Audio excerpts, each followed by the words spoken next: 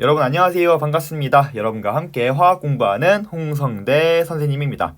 자, 우리 이번 시간에는요, 저번 시간에 이어서 이제 원자 모형 변천 과정을 조금 공부해 보면서 이번 시간에는 현재 원자 모형, 오비탈 모형을 조금 더 자세히 알아보는 시간을 가져보도록 할게요. 자, 그럼 저번 시간에 했던 내용을 조금 복습하면서 현대 원자 모형 오비탈, 그리고 오비탈의 양자수에 대한 내용을 살펴보도록 하겠습니다.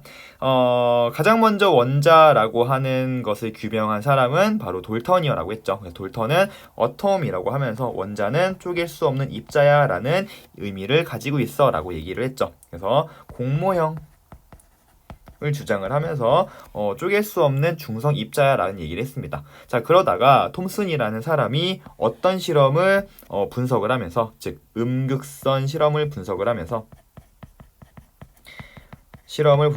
원자라고 하는 입자에는요, 마이너스 전하를 띠는 질량을 가진 입자가 존재할 거야 라고 얘기를 하면서 무엇을 발견합니까? 전자라고 하는 입자를 발견하게 되죠. 그래서 이제 원자 모형을 조금 바꾸게 될 필요성을 느끼고 전체적으로 플러스 전하를 띠는 중성을 떼야 되기 때문에 플러스 전하를 띠는 부드러운 입자에 마이너스 전하를 띠는 입자인 전자가 마치 건포도처럼 박혀 있을 거야 라고 주장을 하면서 이때 당시에는 푸딩 모형을 주장을 했죠. 그죠? 자, 그러다가 이 톰슨의 제자인 러더퍼드가 톰슨의 원자 모형을 실험적으로 증명하기 위해서 했던 어떤 실험? 그렇지. 알파 입자 산란 실험을 통해서 엄청난 실험적 증거를 발견을 하죠. 어떤 증거였냐면 원자는 대부분 빈 공간인데 그 중심에 플러스 전하를 띠면서 질량은 매우 크고 부피는 매우 작은, 즉 밀도가 매우 큰 플러스 전하를 띠는 입자가 존재할 거야 라고 하면서 원자핵이라고 하는 입자의 존재를 밝히게 되죠. 바로 무엇을 발견했냐면 원자핵을 발견하게 됩니다. 그러면서 스승님이었던 톰슨의 원자 모형을 변화시켜서 중심에는 원자핵이 있고요. 그 주변을 전자라고 하는 입자가 원운동하고 있을 거야 라고 이야기를 하면서 새로운 원자 모형, 마치 태양을 중심으로 태양계에 있는 행성들이 공전을 하는 것처럼 행성 모형을 이제 제시를 하죠. 행성 모형 또는 핵모형, 태양계 모형이라고도 하고요. 행성 모형이라고도 얘기를 합니다. 행성 모형. 그쵸? 자, 그런데 이제 이러한 러더퍼드의 원자 모형으로 어떤 실험적으로 설명할 수 없는 현상이 나타나게 됩니다. 자, 무엇이었나요? 바로 첫 번째, 수소기체를 방전관에 넣고 이제 고전압을 가했을 때, 자, 밑에 내려가 보면은 이런 실험이 있었죠. 그래서 수소 방전관에다가 수소를 넣고요. 그리고 고전압을 가했을 때 에너지를 이제 준 거니까 저 수소 분자가 H2라는 수소 분자가 고에너지를 받아서 어떻게 됩니까? 이렇게 나뉘어지면서 수소 원자로 나뉘어지고 이러한 전자가 들뜬 상태가 됐다가 다시 바닥 상태로 떨어지면서 에너지를 방출한다고 했죠. 이때 방출된 에너지는 빛의 형태로 나아가게 되고 이 빛을 프리즘에 통과시켰을 때 이제 러더퍼드 이론에 따르면 모든 에너지 값을 모두 가질 수 있기 때문에 수소 원자 주변에, 즉 원자핵을 원운동하는 이러한 전자는 원자핵 주변에 어느 위치에나 존재할 수 있기 때문에 이러한 전자, 들뜬 상태로 들떠버린 전자는 바닥 상태로 떨어지는 과정을 반복하면서 다양한 모든 에너지 준위의 빛을 다 방출할 수 있어 라고 생각을 해버린 거죠. 자, 그러다 보니까 이러한 수소 원자를 이렇게 고에너지를 가했을 때 방출된 빛은 당연히 연속 스펙트럼이 나올 거야 라고 예측을 하였지만 실제로 연속 스펙트럼이 아닌 불연속적인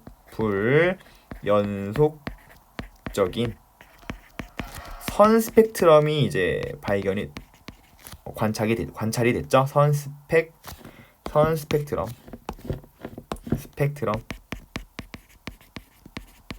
선 스펙트럼이 관찰이 됐죠. 그러면서 러더퍼드의 모형이 변화돼야겠다라는 생각을 가지게 된 겁니다. 자, 그래서 이제 보어라는 사람이 어떤 얘기를 하는 거야? 자, 이렇게 선 스펙트럼이 나오기 위해서는 원자 핵 주변의 전자가 아무 위치에나 존재하는 것이 아니라 전자가 존재하는 특정한 궤도, 위치가 있어. 우리 그거를 전자 껍질이라고 부르고, 이러한 전자 껍질을 원 운동할 때는 에너지를 흡수하거나 방출하지 않지만 이러한 전자 껍질을 이동할 때, 드나들 때는 해당 에너지 준위만큼의 에너지를 방출하거나 흡수할 수 있어 라는 가정을 하면서 우리 새로운 원자 모형인 궤도 모형이 제시가 된 거죠.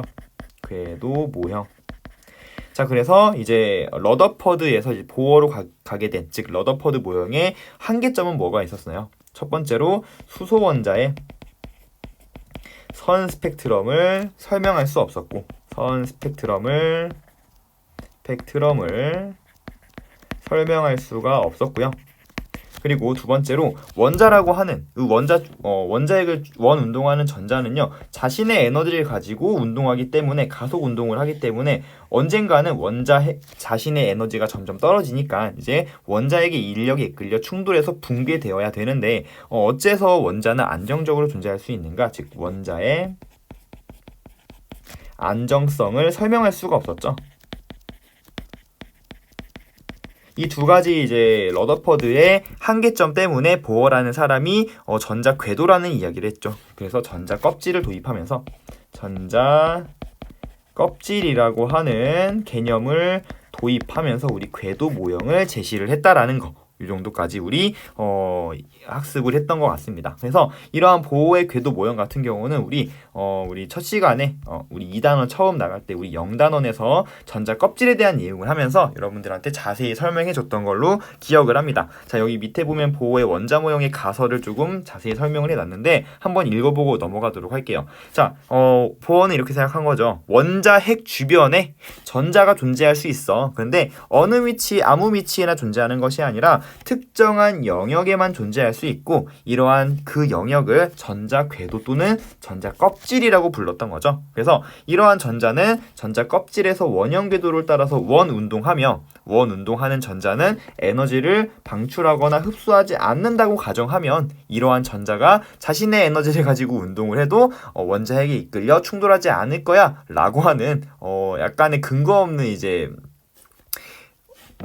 가정을 하게 된 거죠. 자, 그리고 이러한 전자 껍질에는요, 특정한 에너지 준위를 가지고 있기 때문에 이러한 전자 껍질을 이동할 때, 즉 껍질과 껍질 사이를 이동할 때는 그 껍질 사이의 에너지 준위만큼을 흡수하거나 방출한다 라는 얘기를 했기 때문에 선 스펙트럼이 나올 수밖에 없는 거야 라고 이야기를 한 거죠. 그래서 그 에너지 준위만큼의 에너지를 흡수 또는 방출한다 라고 한 겁니다. 이러한 전자 껍질은요, 첫 번째 전자 껍질, 즉 전자 껍질 번호 1번은 K 껍질, 2번은 L 껍질, 3번은 N 껍질, 이런 식으로 껍질에 이름을 붙여서 표현을 했다라고 얘기를 합니다. 자, 이런 내용들을 우리 그때 당시에 이야기를 했던 것 같아요. 그죠? 그래서 여기 보면 러더퍼드 모형의 한계점도 자세히 설명이 되어 있다라고 여러분들 읽어보시면 되겠습니다. 그래서 우리 여기까지 배웠어요. 자, 그러면은 일단은 우리가 여기 내용까지는 어떻게 보면은 중학교에서 이제 통합과학, 고등학교 1학년 때까지는 원자라고 하는 그러한 입자를 이렇게 전자 껍질의 모형으로 이제 설명을 한단 말이야. 그죠? 그만큼 수소 원자의 선 스펙트럼을 완벽하게 설명할 수 있었고, 원자의 특징들을 설명할 수 있었던 모형이기 때문에 굉장히 좋은 견고한 모형이라고 생각할 수 있습니다. 하지만 다른 과학적 현상을 설명하지 못하는 상황들이 또 발생했기 때문에 현대의 원자 모형으로 이렇게 변천이 되게 된 거죠. 그래갖고 이 과정을 한번 이번 시간에 살펴보도록 하겠습니다. 자, 어떤 걸 이제 확인을 해봤냐면요. 자, 이렇게 수소 원자의 선 스펙트럼을 정확하게 설명한 이 보호 모형으로, 그러면 수소 원자 말고도, 즉 수소 원자 같은 경우는 우리 전자가 한 개밖에 없는 상황인 거죠. 그러면은 전자가 한 개 있는 원자 같은 경우는 이렇게 설명할 수 있어. 그럼 전자가 2개 이상인, 즉 다전자 원자의 무엇도, 원자의 선 스펙트럼도 한번 설명해보자, 보호의 이론으로 라고 해서 설명하려고 봤더니, 다전자 원자의 선 스펙트럼은 이 보호의 이론으로는 설명될 수 없는 그런 과학적 현상들이 나타나게 된 거죠. 자, 어떤 일이 나타나게 된 거냐면, 자, 밑으로 좀 넘어가서 우리 몇 페이지 볼 거냐면요. 자, 여기 43페이지 보겠습니다. 자, 43페이지 보면요. 현재 이제 원자 모형의 등장 배경이 이제 나오게 되죠. 자, 이 위에 있는 내용 같은 경우는 선생님이 지금까지 했던 내용들을 읽어보시면 아마 여러분들이 이해할 수 있을 것 같고요.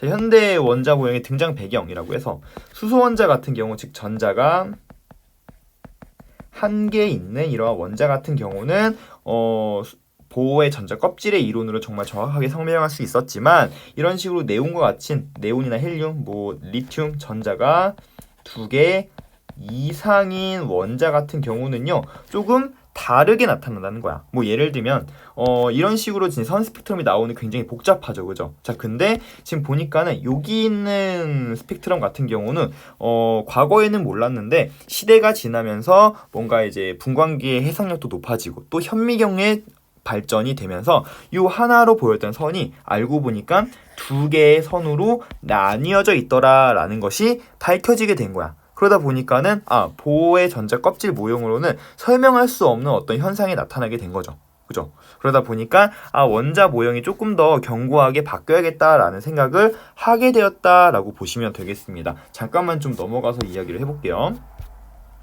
보시면요, 여기 보면 이게 지금 보어가 얘기한, 자, 여기 수소 원자, 얘는 수소 원자에 대해서 얘기를 해보면, 즉 전자가 딱 한 개 있는 상황인 거지. 자, 이런 경우는 어떠냐면, 자, 우리 이제 전자가 들뜬 상태가 되고 바닥 상태로 떨어질 때 이제 빛이 방출된다고 했잖아요. 이때 방출되는 빛은 자외선의 형태로도 방출될 수 있고요, 적외선의 형태로도 방출될 수 있고, 자외선과 이제 적외선은 우리 눈에 안 보이는 거 알죠? 그럼 우리 눈에 보이는 그런 빛의 파장을 가진 빛은요, 우리 가시광선이라고 얘기를 해요. 그래서 가능하다, 하는 게 보는 게, 볼시자 써서 눈으로 보는 게 가능한 빛의 선을 우리는 가시광선이라고 하는데, 이랑 가시광선 영역의 빛은요 딱 4가지밖에 나오지 않아요.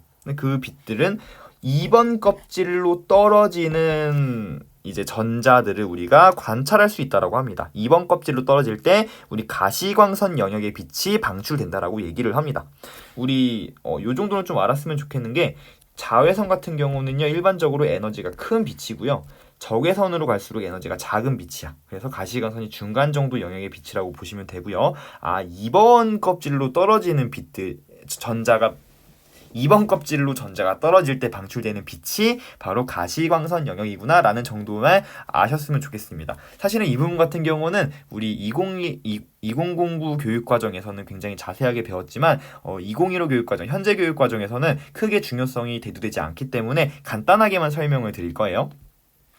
자, 이렇게 4개의 선이 나타날 수 있는 이유는 뭐냐면, 자, 6번 껍질에서 이제 전자가 있다면 얘가 이제 2번 껍질로 떨어질 수 있고요, 또는 5번 껍질에서 2번으로 떨어질 수 있고요, 4번에서 2번으로, 이 3번에서 2번으로 이렇게 떨어질 수 있잖아, 그지? 자, 그때 보면은 이 4개의 선 중에 가장 에너지가 큰 거는 뭡니까? 6번에서 2번으로 떨어지는 거죠. 그 중에 에너지가 가장 큰 이 보라색 빛이 바로 6번에서 2번으로 떨어지는 빛인 거고요. 그 옆에 있는 파란색 빛은 그 다음으로 에너지가 큰 5번에서 2번으로 떨어지는 빛, 초록색 빛은 바로 4번 껍질에서 2번으로, 그리고 가장 에너지가 낮은 이 선은 바로 3번에서 2번으로 떨어지는 빛이야 라는 것을 우리가 알 수 있거든요. 자, 이렇게 해가지고 요 수소 원자의 선 스펙트럼을 전자 껍질로 명확하게 대응시켜서 설명할 수 있었다라는 거야. 자, 근데 다전자 원자 같은 경우는요 어떤 일이 발생했다고 얘기하는 거냐면, 하나의 선인 줄 알았던 게 사실은 확대를 해보니까 여러 개의 선이 하나의 선을 이루고 있더라 라고 했던 거죠. 그러니까 더 이상 이 전자 껍질의 에너지 준위가 딱 한 가지가 아니라는 얘기가 나오는 겁니다. 하나의 껍질에도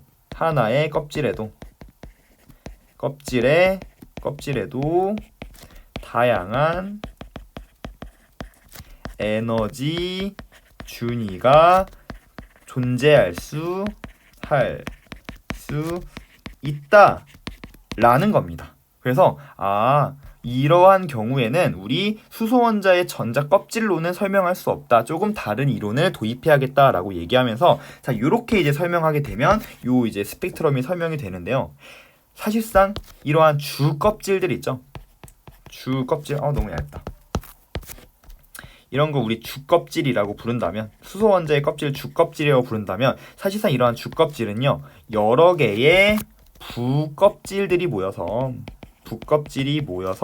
주껍질을 이루고 있다라고 하면은 우리 요 에너지 준위가 약간 갈라지는 게 설명이 될 거야 라고 얘기를 하면서 이제 오비탈이라고 하는 내용을 이야기하게 되는 겁니다. 자, 다시 한번 조금 자세히 얘기하면 무슨 말이냐면, 첫 번째 껍질은요, 이거 자체가 부껍질 하나밖에 없어. 근데 두 번째 껍질 같은 경우는 어떤 거야? 두 번째 껍질은 사실은 하나의 껍질이 아니라 두 가지 에너지 준위를, 아주 에너지 준위 차이가 작은 두 개의 부껍질이 하나의 주 껍질을 이루고 있다라고 설명하면 요게 설명이 된다라는 거죠. 다시 세 번째 껍질은 뭐야? 사실은 하나가 아니라, 이거 왜 그래? 자, 하나가 아니라 에너지 준위가 조금밖에 차이 나지 않는 세 개의 부껍질이 하나의 주껍질을 이루고 있다라고 설명하면 바로 요 이제 다전자 원자의 선 스펙트럼을 설명할 수 있다라고 얘기를 하는 거죠. 자, 그래서 우리는 요 첫 번째 껍질을 구성하고 있는 이 부껍질은 우린 첫 번째 껍질을 구성하고 있고요. s오비탈이라고 불렀습니다. 자, 두 번째 껍질을 구성하고 있는 것 중에 에너지 준위가 조금 낮은 이 부껍질의 이름을요, 우리 두 번째 껍질을 구성하고 있는 s오비탈이라고 얘기를 하면, 요 조금 에너지가 큰 이 친구는요, 두 번째 껍질을 이루는 p오비탈이라고 하고 우리 부껍질의 이름을 붙였다라고 생각하시면 되겠습니다. 자, 마지막 세 번째 같은 경우는 세 번째 껍질을 이루는 에너지가 가장 작은 오비탈 s오비탈 부껍질.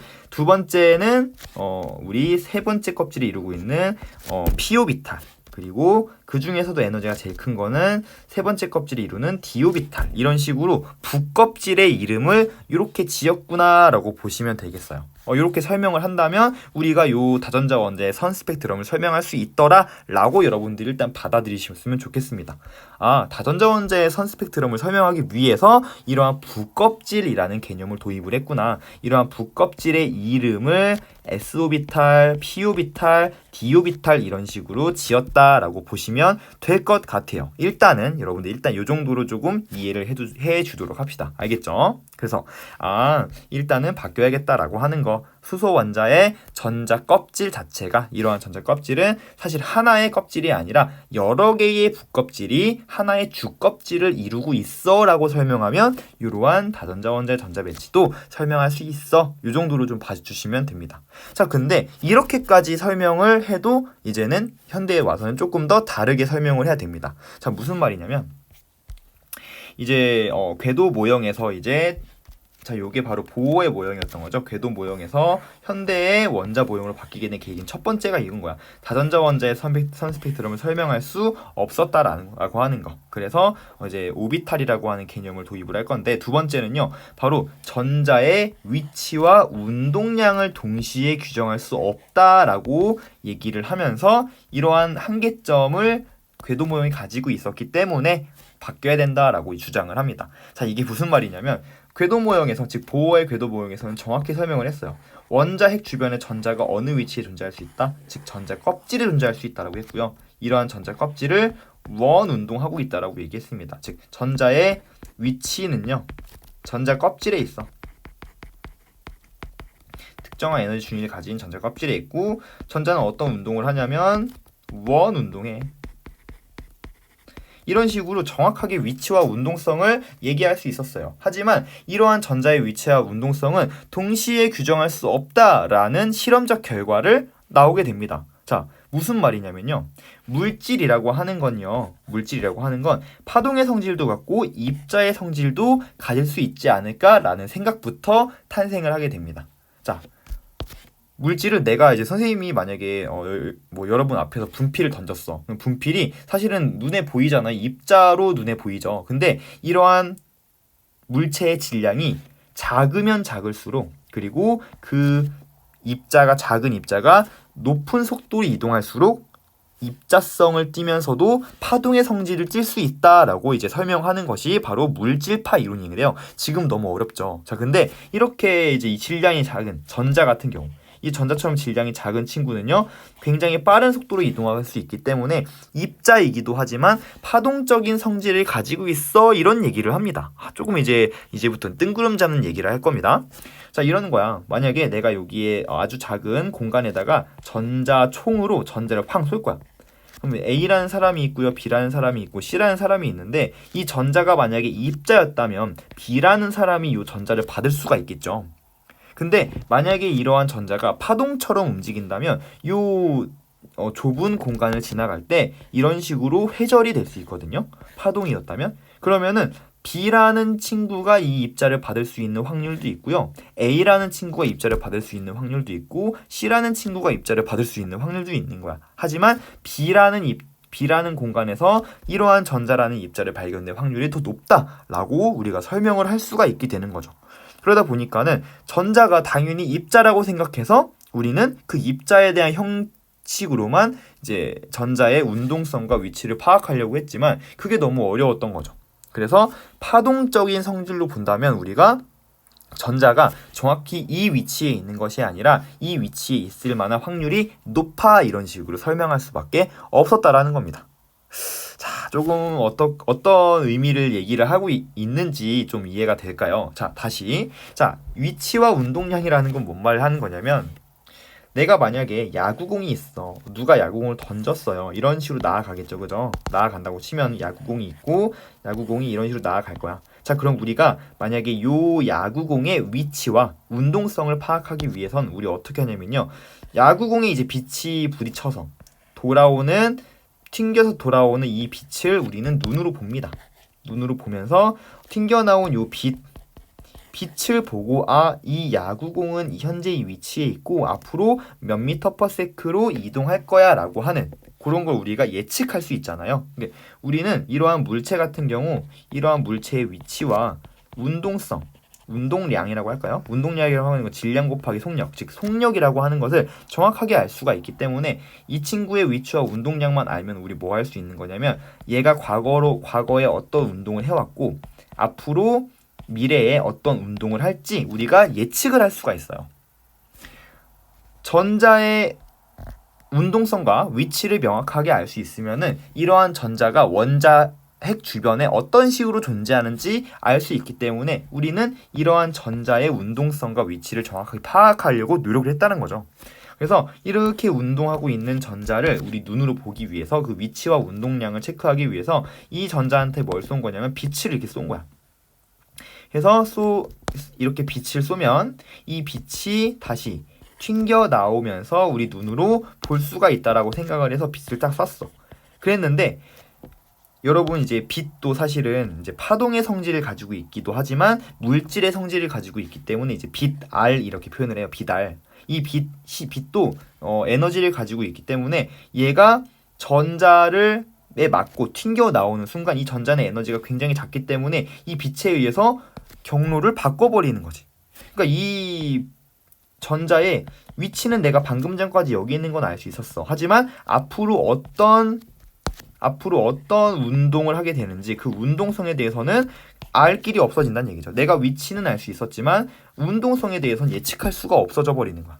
내가 이 친구의 위치에 대해서 더 명확하게 알기 위해서 더 큰 에너지의 빛을 줬어. 하지만 그 에너지가 커지면 커질수록 이 전자가 다른 곳으로 튕겨나갈 확률은 더 높아지기 때문에 내가 위치를 더 알려고 노력하면 운동성은 더욱더 모르게 된다라는 이러한 과학적인 이론이 탄생하게 됩니다. 즉, 위치를 알려고 알면 할수록 운동성은 더욱더 모르게 되고, 내가 운동성을 알게 되면 위치를 더욱더 모르게 되기 때문에 그 위치와 운동량, 그 전자의 위치와 운동량은 동시에 규정할 수 없어 라고 하는 불확정성 원리 써줄까요? 불확정성 원리가 탄생하게 된 거죠. 자, 지금 선생님이 이런 얘기를 하는 건 굉장히 뜬구름 잡는 얘기라고 여러분들 생각할 거예요. 굉장히 어렵죠. 하지만 사실상 여러분이 이 내용을 이해하지 않아도 오비탈과 양자수에 대한 내용은 충분히 여러분들 받아들일 수는 있습니다. 하지만 여러분한테 오비탈과 양자수가 왜 탄생이 된 거야 라는 얘기를 해주고 싶었기 때문에 조금 역사적인 얘기를 했다고 보시면 되겠습니다. 자, 두 가지예요. 전자가 하나 있는 수소 원자 같은 경우는 궤도 모형으로 설명할 수 있었지만 전자가 2개 이상인 원자 같은 경우는 핵과 전자 사이의 인력 그리고 전자 간의 반발력 막 이런 것들도 다 고려해야 되다 보니까 선 스펙트럼이 굉장히 복잡하게 나왔고 또한 하나의 선인 줄 알았더니 또 여러 개로 나뉘어져 있다는 걸 통해서 우리는 이러한 궤도 모형으로는 다전자 원자의 선 스펙트럼을 설명할 수 없었어.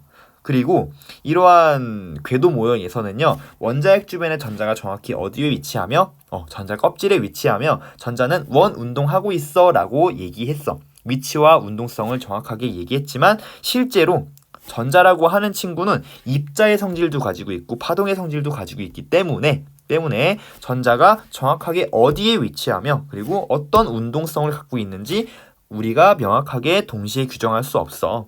그리고 질량이 너무 작기 때문에 빛으로 우리가 그걸 알려고 해도 빛 에너지에 의해서 튕겨나가기 때문에 내가 위치를 알면 할수록 운동성 더욱더 모르게 되고 운동성을 알려고 알면 할수록 위치는 더욱더 모르게 되기 때문에 이러한 전자의 위치와 운동량을 동시에 규정할 수 없어. 따라서 이러한 원자 핵 주변에 있는 전자를요 위치와 운동성을 정확하게 규정할 수 없기 때문에 확률의 개념으로 표현을 해야 될 것 같아 라는 내용이 나오면서 바로 현대의 원자 모형으로 바뀌게 된다라고 보시면 되겠습니다. 즉, 궤도 모형의 한계점 그리고 현대의 원자 모형이 제시가 되게 된 계기가 바로 이 두 가지 이유 때문인 거죠. 다전자 원자의 선 스펙트럼을 설명할 수 없었고요. 궤도 모형으로는 그리고 전자의 위치와 운동량을 동시에 규정할 수 없다라는 불확정성 원리에 의해서 우리는 새로운 원자 모형인 오비탈 모형, 즉 현재 원자 모형을 제시하게 되었다라고 보시면 되겠습니다. 자, 그러면은 이제 현대 원자 모형 한번 들어가 보도록 할게요. 자, 여기 설명이 되어 있다고 보시면 되고요. 자, 쭉 넘어가서 여기 문제 한번 풀어보세요. 선생님이 따로 문제풀이 영상 올려주도록 하겠습니다. 자, 현대 원자 모형이라고 해서 오비탈이라는 얘기가 나오게 됩니다. 선생님이 아까 은연중에 우리 오비탈이라는 내용을 조금 얘기를 했죠. 그래서 북껍질 자체를 이제 오비탈, S오비탈, P오비탈 이렇게 부른다라고 잠깐 얘기를 했습니다. 자, 이러한 오비탈은요, 일정한 에너지를 가진 전자가 원자핵 주위에서 발견될 확률을 나타내는 함수이기도 하고요. 여러분들이 이렇게 얘기하면 사실 너무 어려워하기 때문에 여러분들은 이렇게 기억했으면 좋겠습니다. 자, 오비탈이라고 하는 것은 오비탈은 전자가 존재 가능한 공간을 확률로 표현한 것 또는 그냥 전자 존재 가능 공간이야 라고만 봐도 상관이 없습니다. 그죠? 그래서 우리가 일단은 확률로 표현했다 이런 개념적인 내용만 아시면 되고요. 오비탈은 그냥 전자가 존재 가능한 공간이야 라고만 보셔도 상관이 없어요. 알겠죠?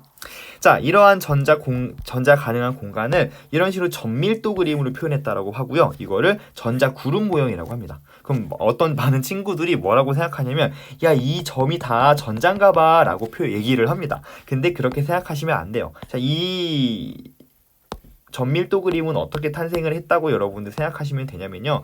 예를 들어 만약에 어제가 이제 스승의 날이었는데 엊그제죠. 15일이었죠. 만약에 여러분이 이제 나중에 졸업을 해서 선생님이 너무 만나고 싶은 거야. 근데 선생님이 어떤 공간에 존재할 확률이 제일 높을까가 궁금했던 거지. 그래서 어떤 친구가 예를 들면 누가 했다고 할까? 자, 채유리가 선생님의 일거수일투족을 전부 다 점으로 찍기 시작합니다. 예를 들면 너무 스토커 같나? 자, 여기 호서고가 있어. 호서고 학교가 있고요. 선생님은 호서고 학교에 별로 떨어지지 않는 거예요. 선생님 집이 있겠지. GS마트 옆에 살거든요. GS마트. 예를 들면 도서관도 갔다고 칠까요? 도서관. 선생님이 일반적으로 만약에 선생님의 일거수일투족 1시간마다 한 번씩 나의 위치를 찍는다고 생각해봐. 점으로. 그러면은 밤 12시? 12시엔 집에서 자고 있겠죠. 12시, 1시, 2시, 3시, 4시, 5시, 6시, 7시. 그럼 7시쯤에 일어나서 8시쯤에 이제 학교로 가고 있는 상황에 내 위치가 찍힐 거고요. 그 다음에 9시부터는 거의 대부분 호서구에 왔다 갔다 하겠죠. 1반도 가고 2반도 가고 화학실도 가고 선생님 1학년 4반 담임이니까 또 가고 해서 쭉 있다가 4시 반, 5시 반에는 심화 수업도 했다가 이제는 퇴근을 하겠죠. 퇴근하는 과정에서 찍힐 수도 있고 퇴근하는 과정에서 GS마트를 갈 수도 있고 그 다음에 또 집이 막 찍혔고 거의 대부분 집이나 학교에 찍혀 있다가 중간에 도서관도 가끔 갈 수도 있고요. 그죠? 선생님이 1학년 담임할 때는요, 중국으로 이제 수학여행도 갔다 왔어요. 그러면은 그 수학여행 가는 그 비행기 안에서 점이 찍힐 수도 있는 거야. 그죠? 아무튼 간에 나의 일거수일투족을 전부 이렇게 점으로 찍으면요, 이런 모양이 나온다고 생각하시면 되는 거야. 나의 위치. 내가 수백 수천 명이 돼가지고 이 점이 다 나의 개수를 나타내는 건 아니라 그냥 나의 위치를 점으로 표현한 거지. 그러니까 만약에 이러한 나의 위치를 점으로 표현한 이 지도를 채유리가 가지고 있었다고 칩시다. 그렇다면 이제 해당 시간에 만약에 이제 선생님이 어디 있을까라고 생각한다면 대부분 집이나 학교에 있기 때문에 채유리는 아마 스승의 날에 선생님을 만나기 위해서 집 또는 학교로 올 수 있겠죠. 왜냐하면 선생님이 발견될 확률이 집 또는 학교가 제일 높을 테니까. 자, 그거를 이렇게 점으로 표현했다고 보시면 돼요. 그래서 전자가 존재할 확률을 보니까 핵 주변에 존재할 확률이 굉장히 높아 보이고요. 핵으로부터 멀어질수록 전자 존재 확률이 조금 낮아진다라고 보시면 되겠습니다. 하지만 아까 선생님이 중국으로 가는 그 비행기 안에서도 선생님의 존재 확률이 나타날 수 있는 것처럼 전자는요, 어느 위치에나 어딘가는 존재 확률이 0%는 아닌 거야. 마치 지금 현재 원자가 이 자리에 있어도 우주에서도 발견된 확률은 0.000000001%라도 존재할 수 있다는 겁니다. 그러니까 이렇게 하게 되면 원자의 크기가 너무너무 커지는 거죠. 그러다 보니 이러한 원자의 크기를 규정하기 위해서 우리 전자가 존재할 확률이 90%가 되는 지점을 이렇게 모여서 요걸 우리 경계면으로 표시하자. 여기 안에 들어오면 전자가 존재할 확률이 90% 이상인 거야 라고 얘기하면서 이렇게 경계면 모형으로 표시하기도 합니다. 자, 옆에 보면은 무슨 그래프가 나와 있죠? 이런 거 몰라도 돼요. 그러니까 아무튼 전자가 존재할 확률을 그냥 확률로서 이렇게 표현할 수 있구나. 요 두 가지 내용만 조금 아시면 되겠습니다. 자, 만약에 여기에 점이 있어. A점이 있고 이 B점이 있어. 근데 A점에서 전자가 존재할 확률인 0이야 라고 한다면 이건 틀린 거죠. 왜냐면 이 B점은 이제 전자가 존재할 확률이 90% 이상인 지점만 이렇게 경계면으로 모인 거지. 사실상 이 이외의 주변의 공간에서도 전자 존재 확률이 조금이라도 있기는 있는 겁니다.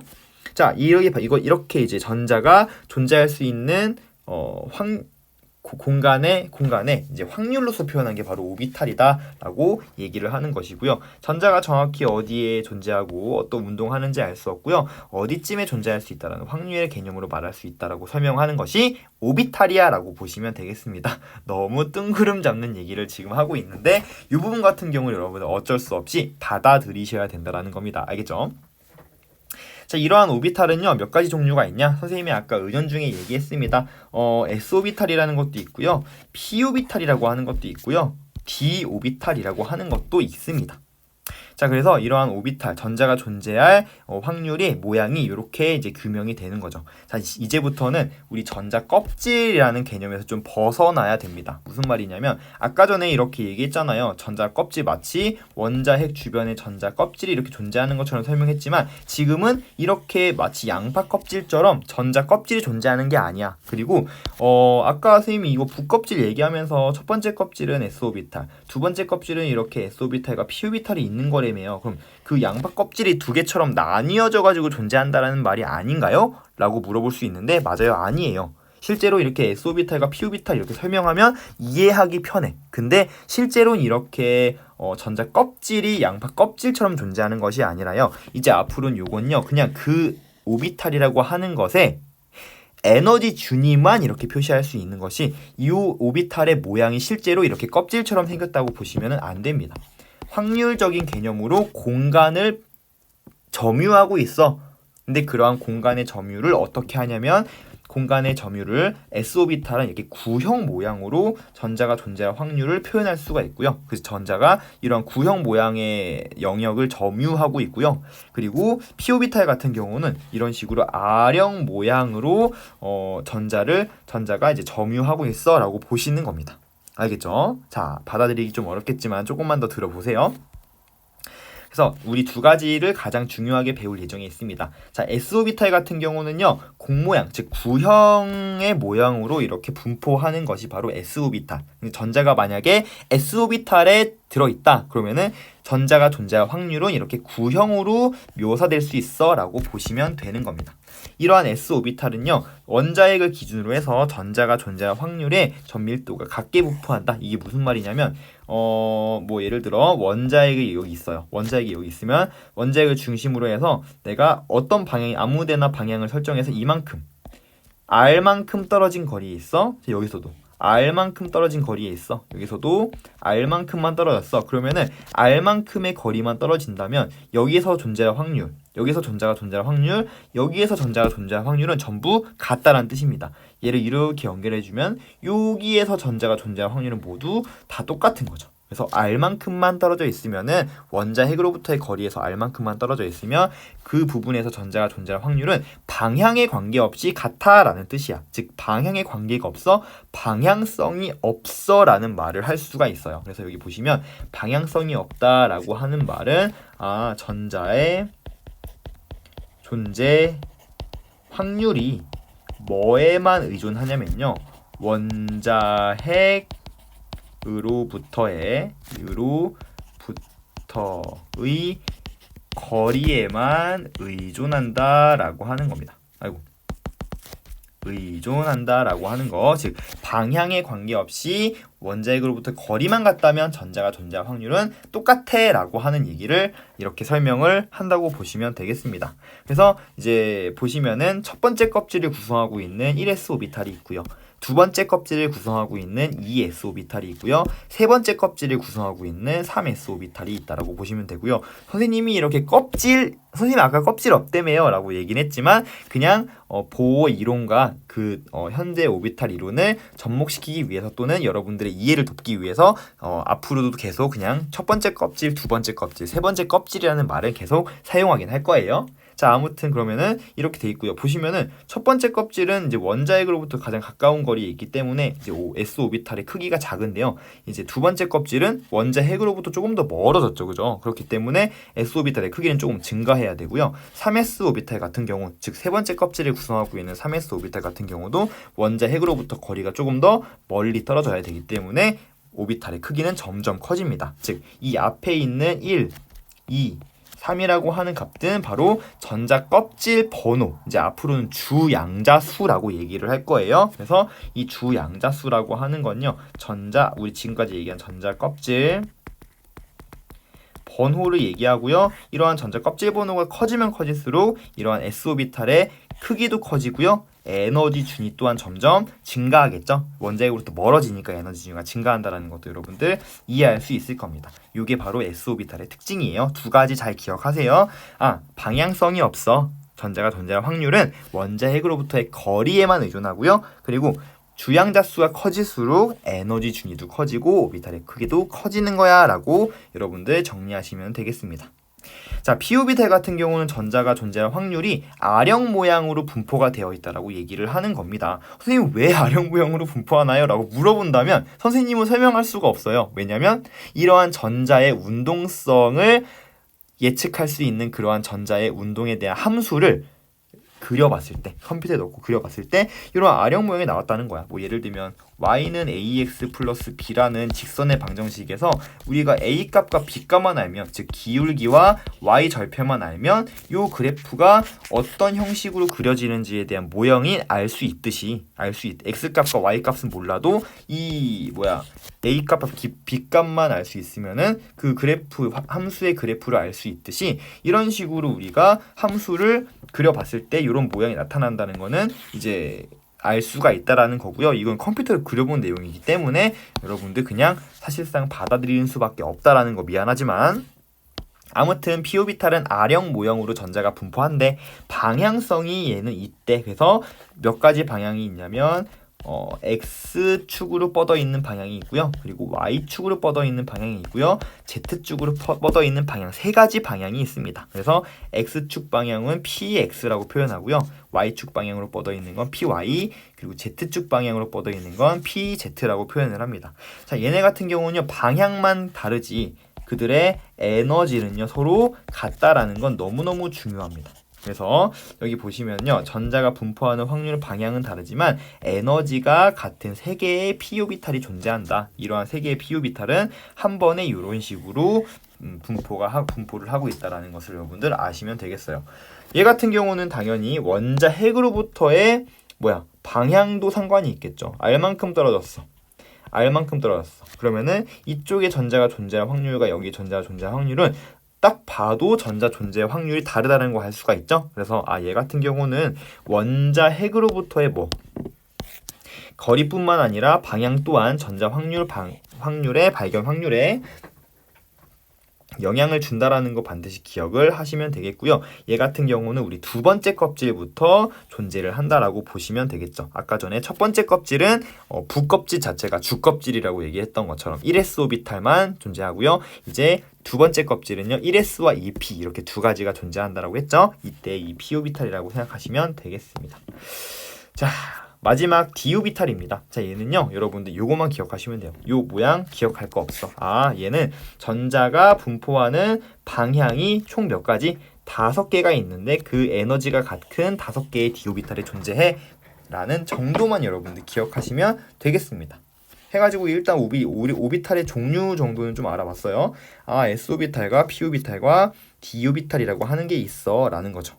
잠깐만 넘어가서 우리 이쪽에 필기를 좀 해볼게요. 그래서 현대 원자 모양 같은 경우는 이렇게 전자가 존재 가능한 확률을 표현한 모형이 되겠고요. 전밀도 그림과 경계면 그림을 여러분들께 말씀을 해드렸습니다. 자, 이제부터는요, 양자수에 대한 내용을 조금 하려고 하는데 그 전에 요거 한번 그리고 할게요. 그래서 자, 양자수에 대한 내용을 하기 위해서 자, 우리 일단은 이렇게 개념이 정리되어 있어야 됩니다. 자, 에너지 준위에 따라서 지금 자, 만약에 보어의 이론에 따르면 첫 번째 전자 껍질, 두 번째 전자 껍질, 세 번째 전자 껍질 이런 식으로 표현을 했잖아. 그래서 우리 K 껍질, L 껍질, M 껍질 이렇게 껍질, 양파 껍질처럼 표현했지만 이제는 더 이상 양파 껍질처럼 전자가 존재하는 그 궤도가 있는 게 아니라 전자는 원자핵 주변에 공간적인 배양을 하는데, 이러한 공간적인 배양을 하는 것은 오비탈로 표현을 해서 S오비탈, P오비탈, D오비탈처럼 모양이 다른 분포를 전자가 하고 있고, 이거를 확률적으로 표현한 모양이 바로 오비탈이야 라고 보시면 된다라고 했죠. 이때 이제는 모양으로 보시는 게 아니라 이제 에너지 준위로만 이제 보는 거야. 그래서 이러한 에너지 준위는요, 첫 번째 껍질을 구성하고 있는 1s 오비탈이라고 하는 거는요, 바로 요거 하나가 지금 에너지 준위가 가장 낮은 곳에 이렇게 위치를 하고요. 그 구형 모양이 있는 게, 자, 두 번째 껍질에 있는 애들은요, 2s 오비탈과 2p 오비탈이 있는데, 이제 다전자 원자 같은 경우는 2s 오비탈보다 이제 2p 오비탈의 에너지 준위가 조금 높더라 라고 하는 거. 그리고 세 번째 껍질 같은 경우도 3s 오비탈과 3p 오비탈과 3d 오비탈이 있는데 이들의 에너지 준위가 조금씩 차이가 난다라는 거야. 그래서 만약에 1s 오비탈의 전자가 들어있을 때랑 2s 오비탈의 전자가 들어있을 때, 자, 1s 오비탈, 2s 오비탈의 전자가 들어있을 때랑 2p 오비탈의 전자가 들어있을 때 만약에 2s 오비탈에서 1s 오비탈로 에너지 준위가 이렇게 감소하는, 즉 들뜬 상태에서 바닥 상태로 전자가 떨어질 때 빛을 방출하겠고, 그리고 2p 오비탈에서 이 1s 오비탈로 떨어질 때 빛을 방출하겠대. 이때 에너지 준위 값은 어떻게? 두 개의 아주 가느다란 선으로 표현이 될 거야 라고 하는 거죠. 만약에 이쪽으로 갈수록 에너지가 크다라고 한다면 둘 중에서는요 바로 요 선이 2p 오비탈에서 1s 오비탈로 떨어지는 빛일 거고요. 바로 요 선이 2s 오비탈에서 1s 오비탈로 떨어지는 빛일 거야 라고 여러분들 예측할 수가 있다라는 겁니다. 즉 이렇게 오비탈 각각의 전자 껍질이 여러 개의 부껍질이 전자 껍질, 주껍질을 이룬다고 설명을 하고 한다면 이런 식으로 하나의 선이 두 갈래로 나뉘어지는 것을 설명할 수 있더라라고 여러분들 인지하시면 된다라는 겁니다. 자, 알겠죠? 아직도 지금 뜬구름 잡는 얘기 같죠? 자, 조금씩 배워보면서 마지막으로 총정리할 때 다시 한번 살펴주도록 하겠습니다. 자, 이제는 이제 우리 양자수에 대한 내용을 이야기를 하려고 해요. 자, 양자수라고 하는 것은 무엇이냐?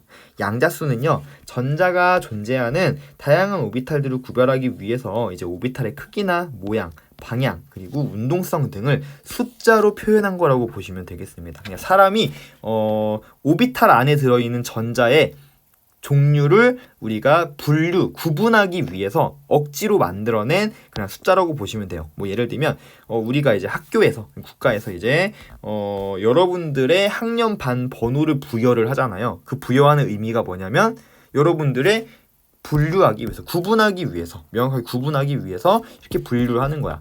뭐 예를 들어 당진에 있는 이제 당진의 학교가 호서고등학교도 있고 당진고도 있고 송학고도 있고 하잖아요. 그 중에서 여러분들은 호서고등학교고요. 그리고 현재 여러분들은 2학년입니다. 그죠? 만약에 2학년 1번에 27번인 성민이가 있었다고 칩시다. 그럼 성민이는 호서고등학교 2학년 1반 27번이고요. 호서고 2학년 1반 27번이라고 하는 이러한 주소를 가진 사람은 딱 한 사람밖에 없어요. 만약에 호서고등학교 2학년 1반 27번이 두 사람이 있다고 칩시다. 그러면은 반번호 이름을 부여하는 의미가 없어지는 거야. 왜냐면 우리는 각각의 학생들을 구분하기 위해서 반번호 이름을 배정을 하는 건데 만약에 똑같은 학년, 똑같은 반, 똑같은 번호를 가진 번호까지 똑같은 학생이 있다면 번호를 부여하는 의미가 없어지는 거죠. 따라서 이렇게 생각하시면 돼요. 양자수라고 하는 건요, 오비탈에 존재하는 전자의 주소를 숫자로 표현해 놓은 겁니다. 마치 학교에서 여러분들의 학교, 학년, 반, 번호, 즉 학번으로 여러분들을 구분하는 것처럼 전자를 뭐하고 싶다? 구분하고 싶다라고 보시면 돼요. 그래서 오비탈에 존재하는 전자의 주소 또는 전자의 학번이야. 여러분 입장에서 본다면 전자의 학번이 바로 양자수야 라고 보시면 되겠습니다. 이러한 양자수는요, 몇 가지 종류가 있냐면 총 4가지 종류가 있다라고 해요. 자, 그래서 양자수는 주양자수, 그리고 부양자수, 그리고 자기양자수, 그리고 스핀 자기양자수, 이렇게 4가지가 있습니다. 자, 이 4가지를 한번 하나하나 살펴보도록 할게요.